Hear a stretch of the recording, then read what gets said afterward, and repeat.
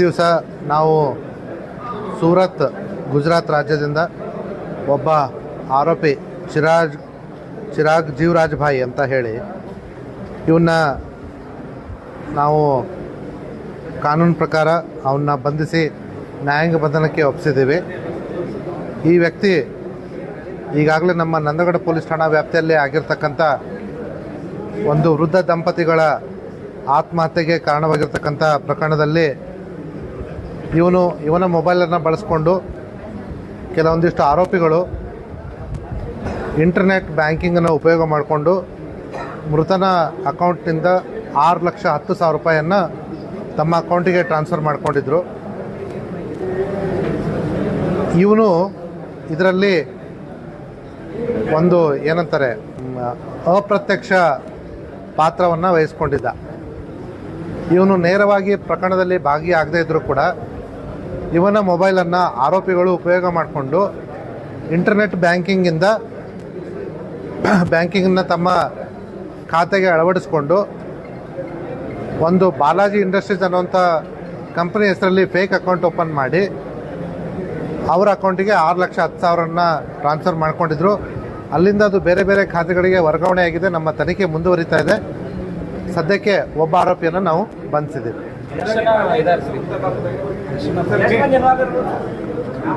ನಾವು ಈಗಲೇ ಇಷ್ಟೇ ಜನ ಅಂತ ಹೇಳಲಿಕ್ಕೆ ಸಾಧ್ಯ ಆಗೋದಿಲ್ಲ.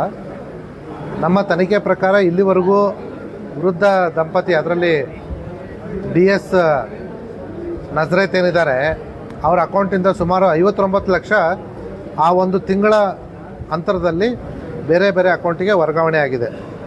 ಇದು ನಮಗೆ ಪ್ರಥಮವಾಗಿ ಸಿಕ್ಕಂಥ ತನಿಖೆಯಲ್ಲಿ ಒಂದು ಪುರಾವೆ ಮತ್ತು ಒಂದು ಸಕ್ಸಸ್.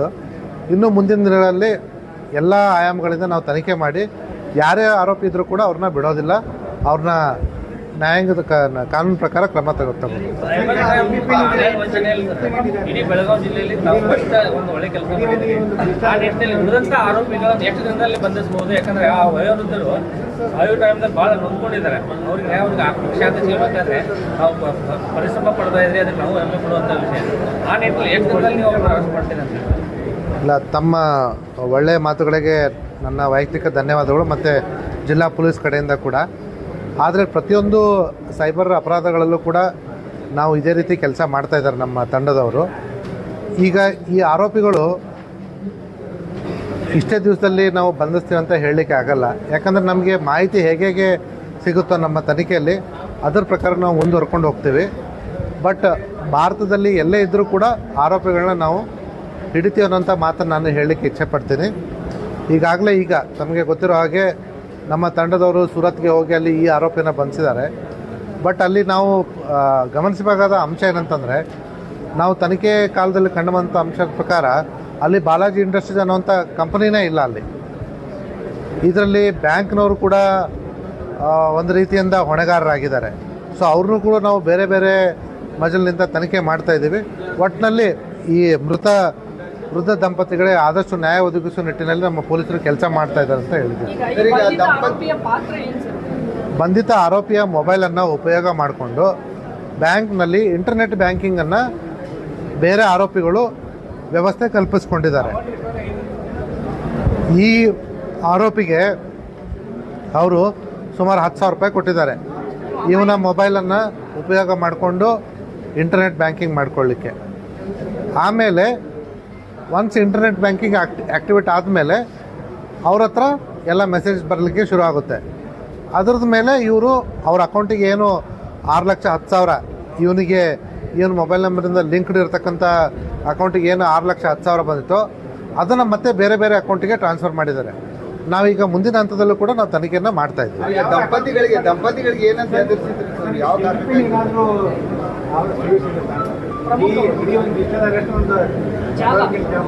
ಅಲ್ಲಿ ನಾನು ಮುಂಚೆ ಕೂಡ ಹೇಳಿದ್ದೀನಿ, ಇಲ್ಲಿವರೆಗೂ ನಮಗೆ ಇದು ಡಿಜಿಟಲ್ ಅರೆಸ್ಟ್ ರೀತಿ ನಮಗೆ ಕಂಡು ಬಂದಿಲ್ಲ.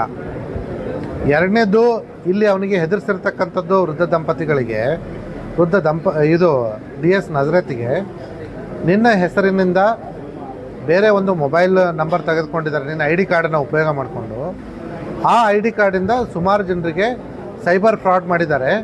ನಿಮ್ಮ ID ಕಾರ್ಡ್ ಮಾಡಿರೋದ್ರಿಂದ ನೀವು ಹೊಣೆಗಾರರು ಆಗ್ತೀರಿ ಅಂತ ಹೇಳಿ ಅವನಿಗೆ ಹೆದರಿಸಿ ಅವನಿಂದ ಸುಮಾರು 59 ಲಕ್ಷವನ್ನು ದೋಚಿದ್ದಾರೆ. ಸೊ ಇಲ್ಲಿ ನಮಗೆ ಡಿಜಿಟಲ್ ಅರೆಸ್ಟ್ ಅಂತ ಒಂದು ಇದು ನಮಗೆ ಮೇಲ್ನೋಟಕ್ಕೆ ಕಂಡು ಬಂದಿರೋದಿಲ್ಲ. ಇಲ್ಲ, ನಮಗೆ ಅದು ಇಲ್ಲಿವರೆಗೂ ಆ ರೀತಿ ಕಂಡು ಬಂದಿಲ್ಲ. ಆ ರೀತಿ ಕಂಡು ಬಂದಿಲ್ಲ. ಯಾವ ರೀತಿಯಾಗಿ ಹೆದರ್ಸಿದ್ರು ಅವರು ಅಂತ ದಂಪತಿಗಳು? ಅದೇ ಈಗ ಬೇರೆಯವರಿಗೆ ಈ ಮೊಬೈಲ್ ನಂಬರನ್ನು ಅಂದರೆ ನಿಮ್ಮ ID ಕಾರ್ಡಿಂದ ತೆಗೆದುಕೊಂಡ ಮೊಬೈಲ್ ನಂಬರಿಂದ ಬೇರೆಯವ್ರಿಗೆ